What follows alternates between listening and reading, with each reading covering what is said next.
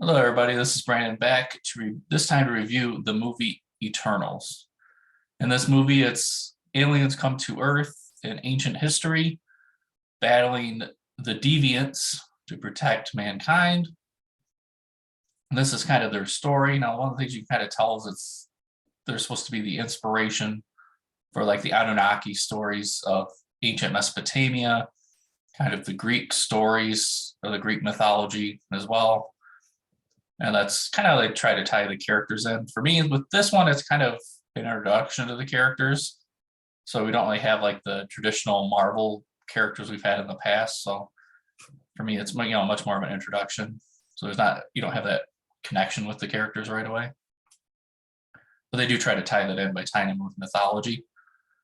So it's basically that they kind of battle the deviants in ancient history until all of a sudden they've killed them all off. And then they don't really do anything. They kind of disappear from the scenes until the deviants all of a sudden reappear. And they once again have to do battle with them. Now, again, these are no spoilers reviews, so I'm not going to go any further into the movie outside of what did I like and dislike about it. Well, I thought it was a good story. I did enjoy it. The challenges, or the one thing that I kind of wish would have been a little bit different, or at least would like to see in the future, is because for me, I'm really big into ancient civilizations. I love history. I really would have liked to have seen, for me, I'd really like to see a movie where they're in each different culture.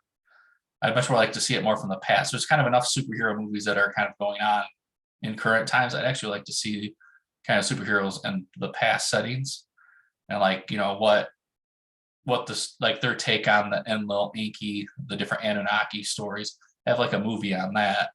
Have a story, a movie on the inspiration for the Greek gods, kind of stuff like that would have been, for me, those are ones I really hope that they do kind of like the prequels to the series. That's where I really would like to see them go rather than go with sequels.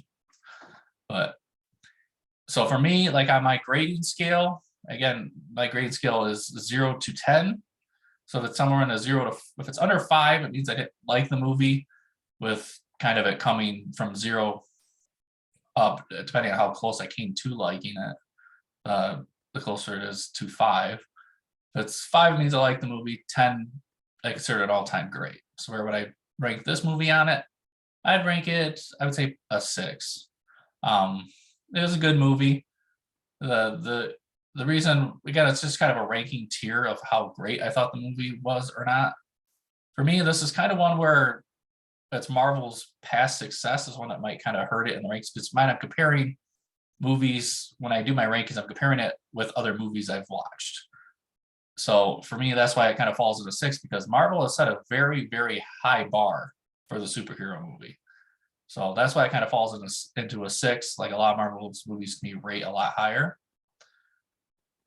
But again, I will include the trailer for this film and the end cards, so make sure to stay tuned for that. And I will have my playlist, because I'm doing like short no spoiler reviews on different movies I'm going to see. So I will have and at the top of the playlist will be the most recent release, going down based on older releases.